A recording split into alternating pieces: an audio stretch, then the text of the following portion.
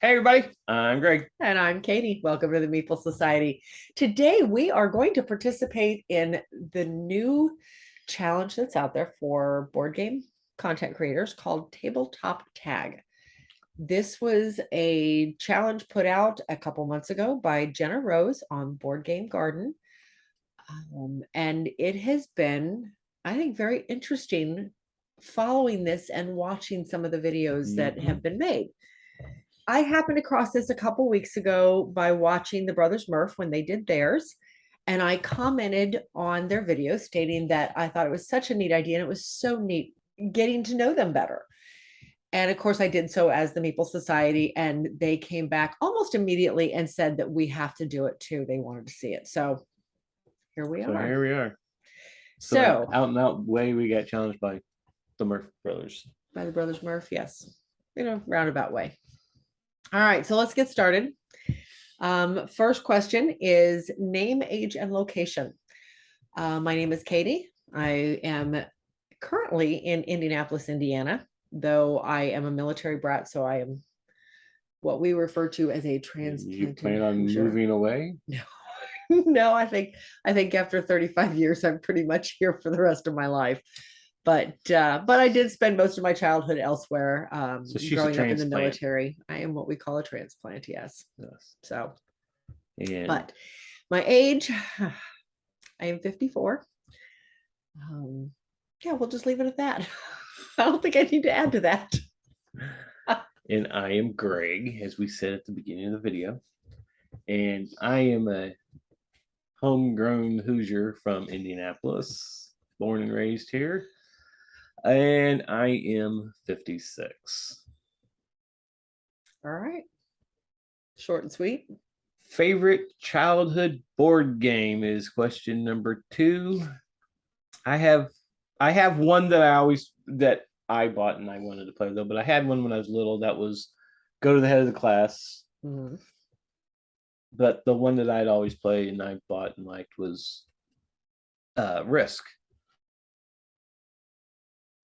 It was very popular. Mm-hmm. It was That was one of the somewhat, games back yeah. then.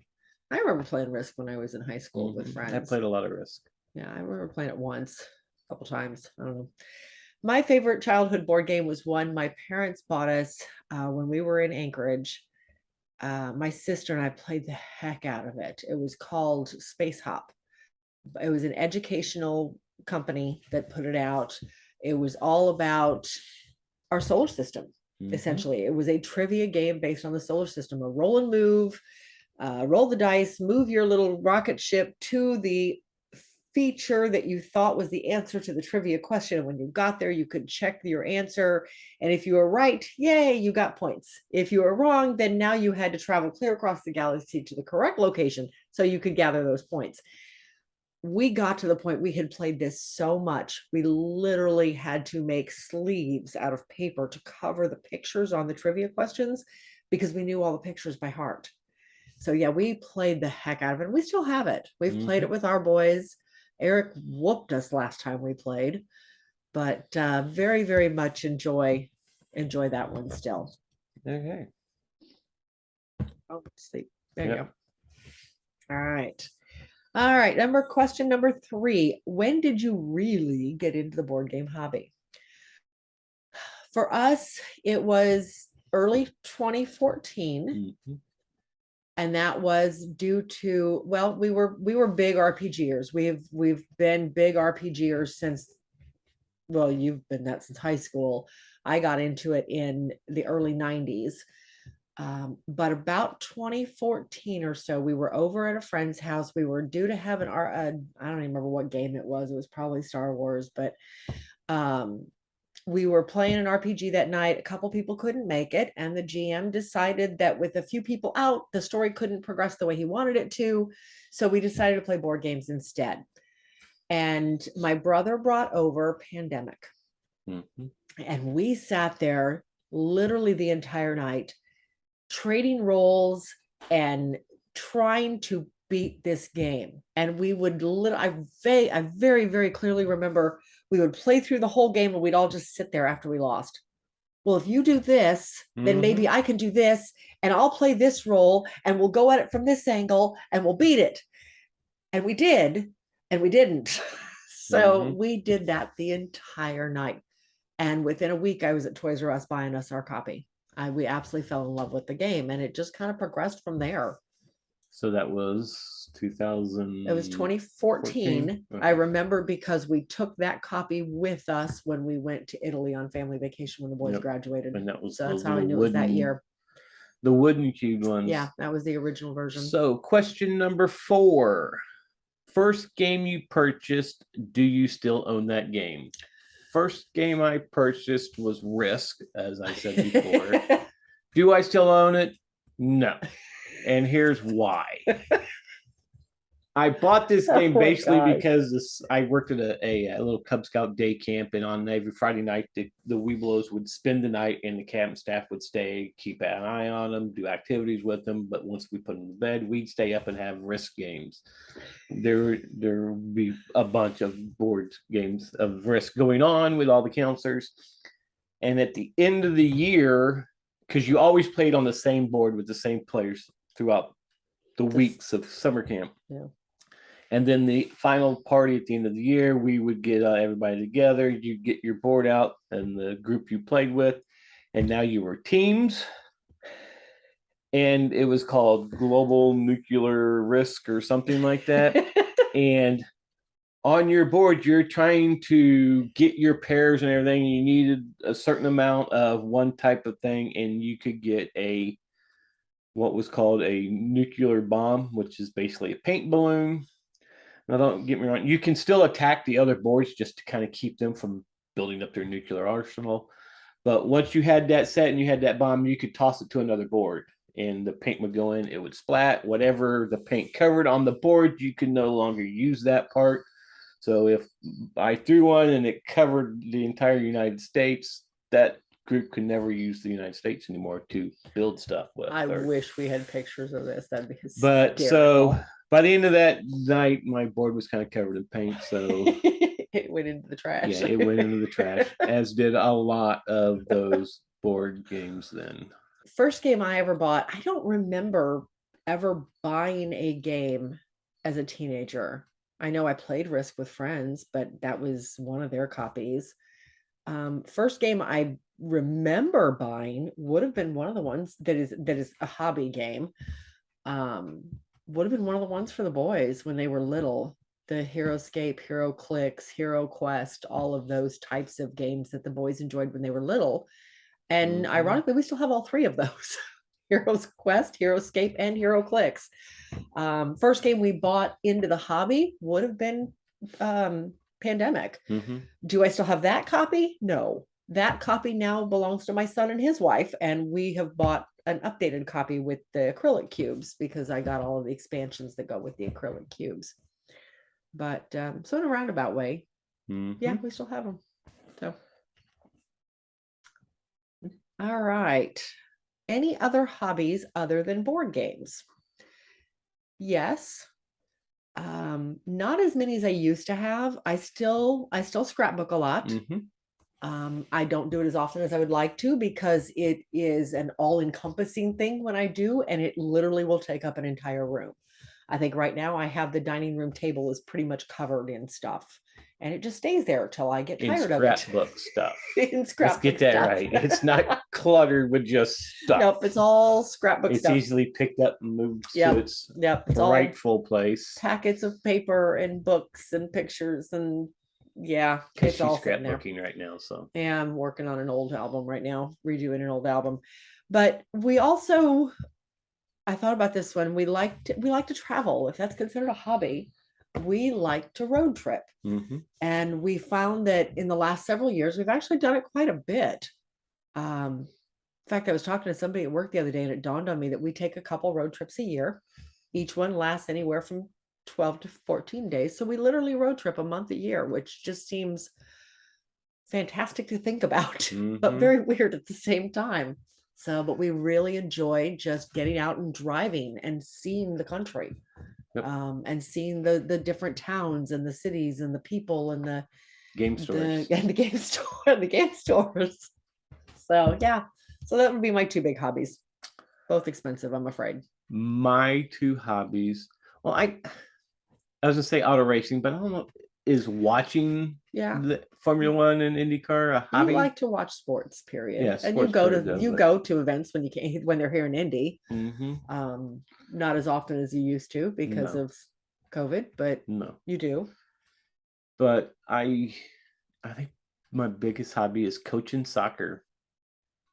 Yeah. Although I'm not doing it currently, Yeah, it it's kind of been fell two off because of seasons we did COVID it. too. Yeah, So but yeah, I coached my kids in soccer all the way up until Justin was 18.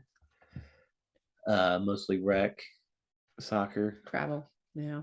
and well, I didn't coach Justin when he was on the travel No, team. you're right. He did not. They He were didn't mostly coach the still rec. travel I mean, teams. You're right. a couple of years, the rec team did travel, but, Yeah. Maybe that's what I was thinking of. and then recently, though, I became my son's assistant coach because he was the head coach and he asked me to. So I had a blast doing that. But I always loved doing that. Yeah. It's kind of sculpting the kids' minds on how to play soccer. Yeah. So We do a lot of volunteer work. At least we Yep. did again before COVID. We had always volunteered with whatever the kids were into, whether it be Mhm. Boy Scouts or choir or school sports or they were both very active children. So we always Mhm. volunteered with that. And I would love to get back into doing that, even though that now that they're grown. I figure eventually someday we'll have grandkids and can have a reason to get back into it, but I'd like to do it before then. Yeah, because who knows when that's going to be. I know, that's what I'm afraid of. So, but anyway, so yeah, we've got a few hobbies. Mhm.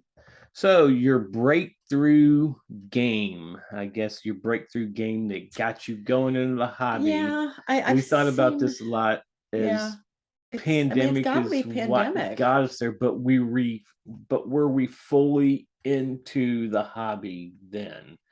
We got pandemic because we liked it. I don't think it was till like we went to Gen Con really and Yeah, well, seeing all these games that we really truly right. broke into the hobby. And the first few times we went to Gen Con, it was always Role-playing games.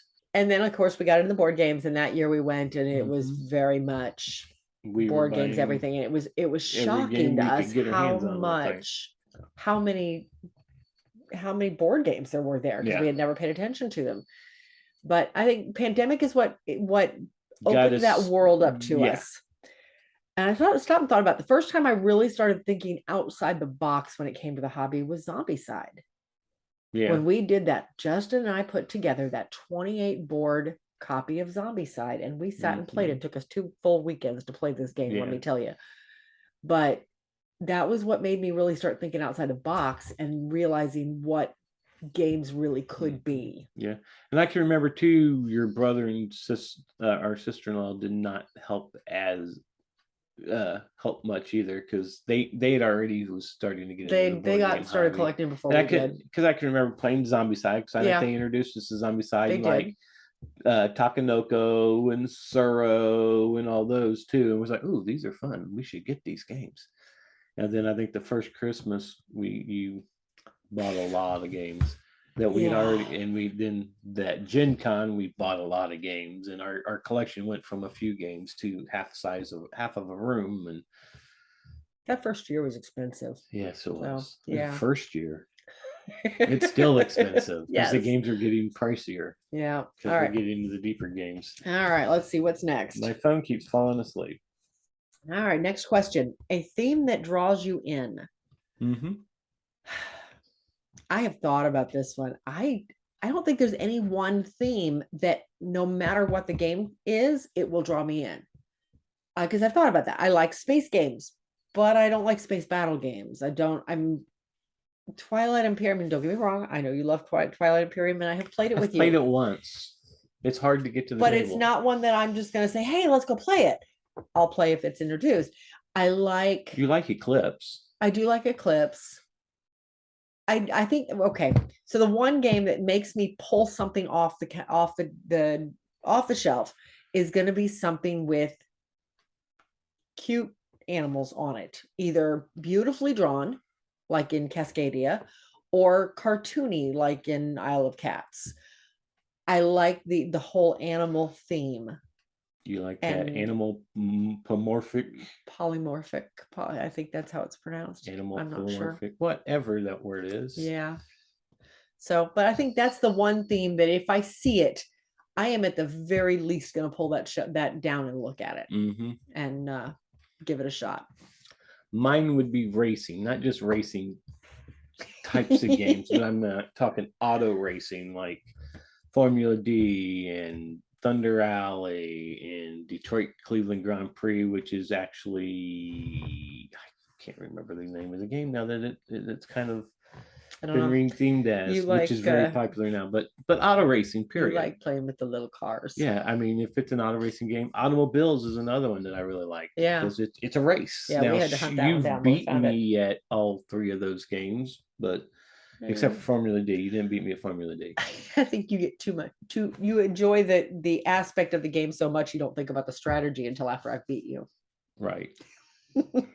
But yeah, auto racing will pull me in if it's an auto racing game. I will play it. Now, whether I like it or not, it's one thing, but I will.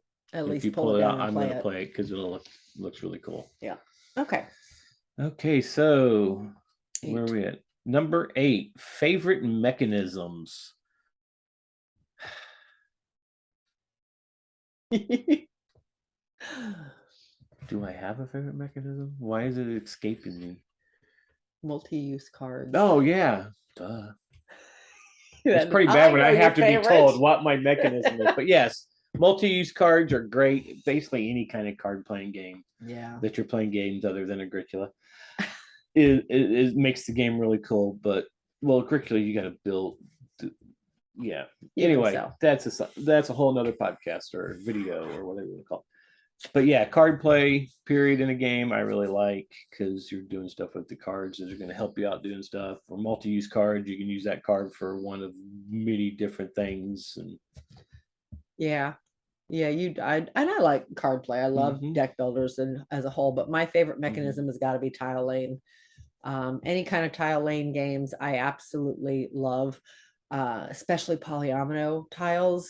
Any of your patchworks or your Uwe Rosenberg games or Isle of Cats or any of those that have the polyomino style tiles, I just absolutely adore. I'll play them every time. So, all right, a mechanism that you don't like or aren't any good at. Polyomino. Too bad.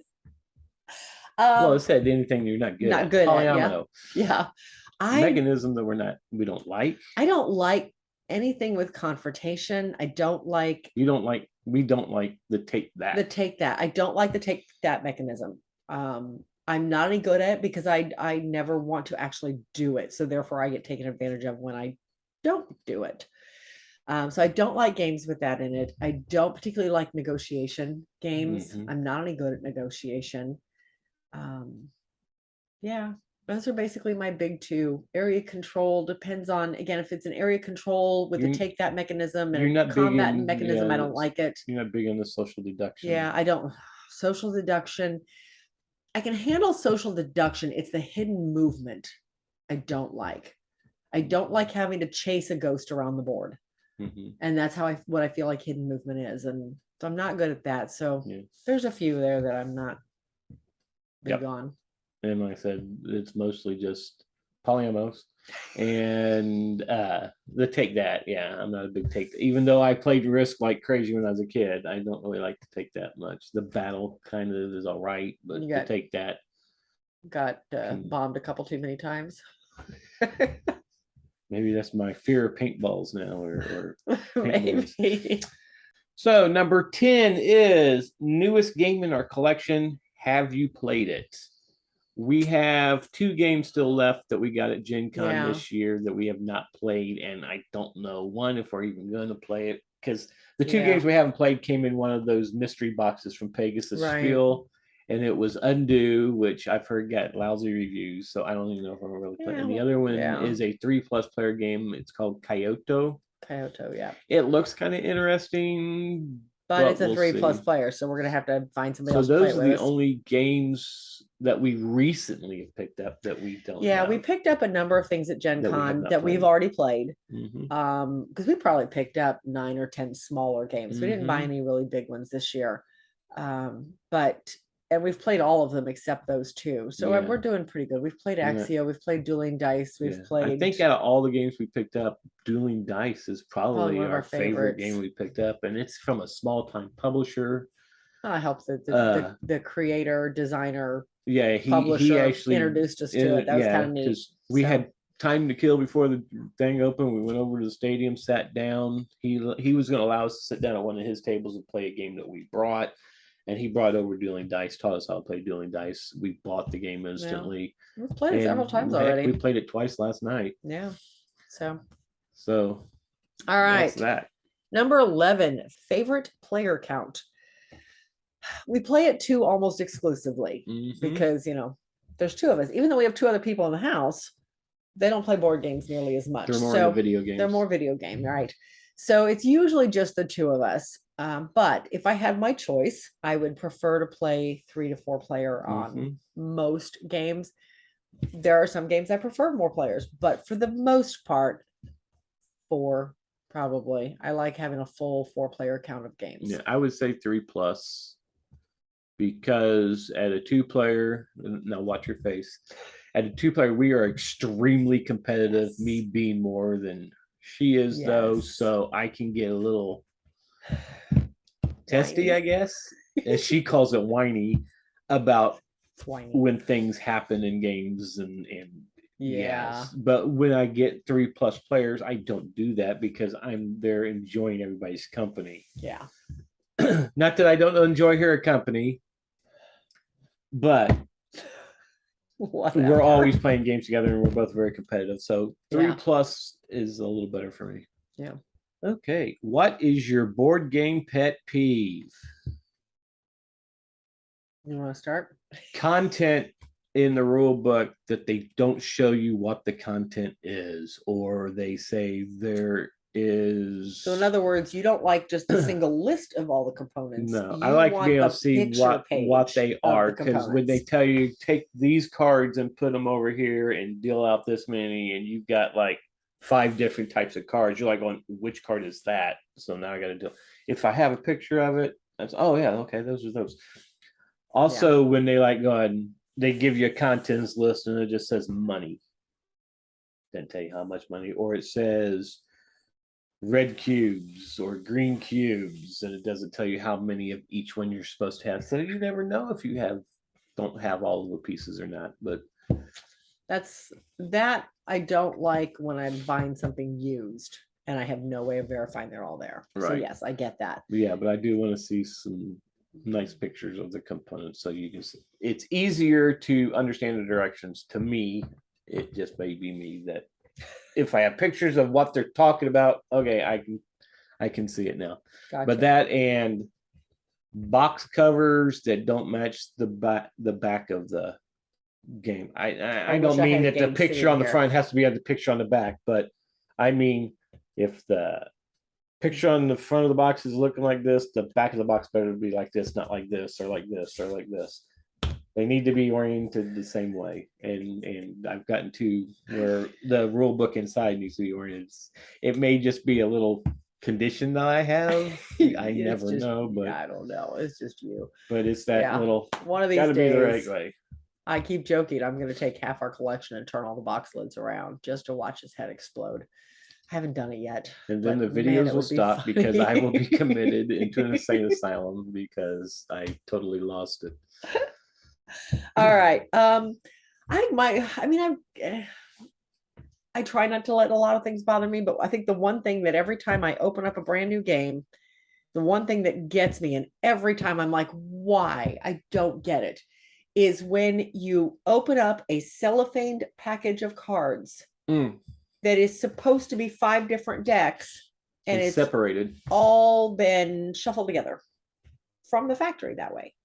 Yep. And now I have to sort out your cards because you had to shuffle them prior to cellophaning them. And I've never quite understood why that is. I'm sure there's a logical reason. I just don't know what it is, and therefore it bugs me. If you know, tell us in the comments. Yeah, really. If there is a logical production reason for why the cards have to be shuffled prior to putting them in the box. And not all games do that. No, not all games do. It's just some games. Some and games. it just there was one of the games we just played not too long ago. I don't remember which one it was now. It just bugged me so much. But anyway, yeah, that's it. All right. What player color do you use most often? Red or any variant of red. Because if I don't use red, I'm inevitably moving your red piece. Yep. So if it's just me in here, it's blue. If it's 3+ players, it's whatever's left because I let everybody else pick. Yeah, you used to use yellow a lot. And then suddenly you switch to blue on me. And I'm like, wait, here's your yellow. You don't want yellow? No, I want blue. Confused the crap out of me that day. Because we had people playing usually. Yeah, usually I was when the kids were still home. Nobody left for college yet or whatever. And they were playing with us all the time and always took your colors. And I didn't know that. I just assumed you liked yellow. So read the rule book or watch how to play videos. Both. Both. You read the rule books more than I do. I tend to try to read the rule book specifically if we're doing a breakdown on something or if we're going to do a video on something. I want to read the rule book, make sure I haven't missed that. I didn't miss anything. We haven't been playing anything wrong all this time. But typically we will set up by the rule book, turn on a video and watch the video with everything laid out in front of us. That way it just tends to make more sense for both of us that way. And then we'll play the game and use the rule book as a reference guide or to answer any questions that we didn't quite get from the video. Yep. But whenever we're getting ready to do a video, I will always sit down and break out the rule book and read it cover to cover just to make sure that I'm not missing something. I haven't missed some major rule all this time. And there have been a few times we've played a game a couple of times based on a video, and then I've read the rule book to do a recording or to do a review, and I'm like, way too many aha moments in that book. So probably need to get better at reading the rule book before we play. Yep. Okay. Favorite snack to eat while playing board games? This is such a controversial question because some people are like, nothing. Bottled water, that's it. We allow snacks at the table, but normally we have side tables. Usually we'll have a side table sitting out, although I tend to trip on those, so I try not to put too much on those. I try to stick with non-greasy snacks if I can, although we do occasionally have chips out or we'll order pizza while we're playing, and we just have to make sure we have plenty of napkins and you eat between turns and then go wipe your hands off. Yep. But I'm not as worried about it with our games, although I am, but I try to be super conscious of it when I'm playing somebody else's game. But honestly, other than a chips and a drink, couple mishaps with glasses of wine. Way to go, Justin. Yeah, not my fault. We've never actually had a problem before. So yeah, I'm not too overly worried about it. Usually it's just chips or some sort of candy sitting at the table. So okay, question 16. Have you ever been to a board game convention? If so, which ones? Well, we've already talked about Gen Con. Yeah, as I say, as we said at the beginning, we are from Indianapolis. Yep. So we've been to Gen Con a lot. We started going there probably 2012, 2013, something like that, and have been going every year up until 2020. And we did finally get to go again this year, and thoroughly enjoy Gen Con. But yeah, that's one of our favorites for sure. We've been to Origins for about half a day because that's all the time we had. We just wanted to go see what the difference was between Origins and Gen Con, and there's a lot. There's a lot size basically. I would love to actually spend a whole 5 days at Origins one year. And then we've been to a local con called Hoosier Con. Just a small group here in Indianapolis put this on every year, usually about Easter weekend at a hotel on the west side. Although due to COVID, they lost their space. So hopefully they're going to get that worked out and be able to get it back up and running again next year with any luck. We have plans to go to Dice Tower West this year. Yep. I'm excited about that. I would love to hit one of the BGG cons eventually. But someday. Maybe to see what PAX is all about. Yeah, PAX. Everybody talks about PAX. Oh, I'd love to hit Spiel. Spiel is our dream vacation one year. We want to fly into Paris and just drive all over Europe and sometime in October so we can hit Spiel while we're there, hit Essen. And I just someday. Yep. All right. So An unreleased game you are looking forward to. I don't watch a lot of the news when it comes to that type of stuff. So I had to really think about this one and I couldn't come up with anything. And then last week I got an email from Bad Comet. It was just a Kickstarter update on Wild Serengeti. And they were talking about a new game they've got coming out called The Life of the Amazonia. Nothing to do with Wild Serengeti. The gameplay apparently is nothing similar, but it has the same wooden meeples. So I'm instantly curious. So I'm anxious to look at that one and see what it looks like. I really, really enjoy Wild Serengeti. So I'm hoping this one is similar in nature. And yeah, that's so Life of the Amazonia. Mine would be Weather Machine. We did the Kickstarter on it, and I got a notification yesterday that it's going to be delivered sometime in November. Yay. Looking forward to that. I've seen pictures of it. It looks pretty cool. So yeah, I'm really interested in getting to play that soon. Yes. Okay, where are we at here? We're on question 18. 18, yep.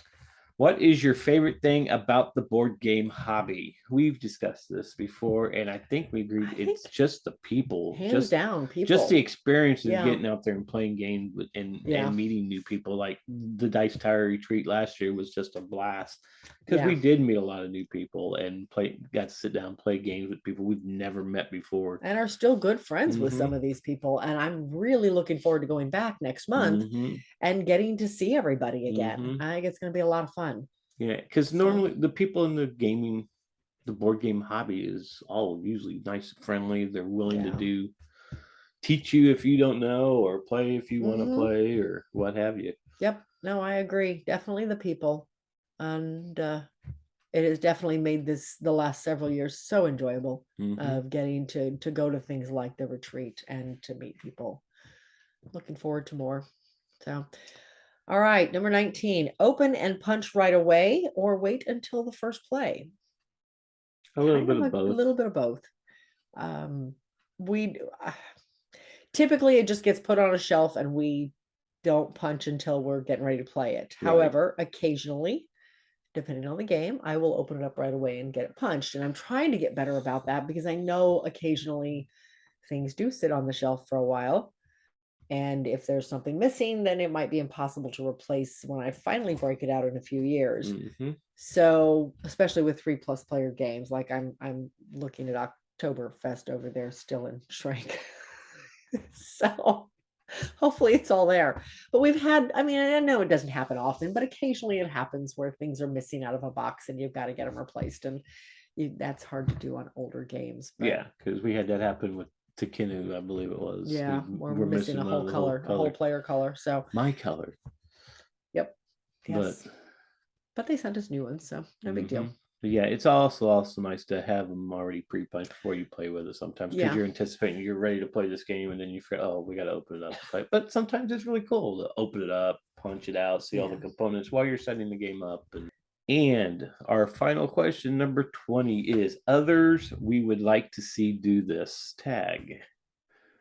So we have a few. Yeah, we have Coopple of Nerds. For sure. We'd like to see both of them. They're not, they have a big game collection. They do get into gaming. They also have a channel. They show you games they got, video games. They do a lot of video game reviews. Classic video games, and horror movies mostly. They do a combination of things, but we met them at the retreat. They have introduced us to a lot of games. We've introduced them to a lot of games. They actually played Cascadia with us on video, so you can check them out there, or check them out on their own channel. Or on their own channel, right? So we would like to see them do this tag. Jeff from Tabletop Toolbox. He's a contributor on the Dice Tower. He has his own channel. Board Game Breakfast. Board Game Breakfast, yeah. So again, somebody else we met at the retreat and are really looking forward to seeing again in a few weeks.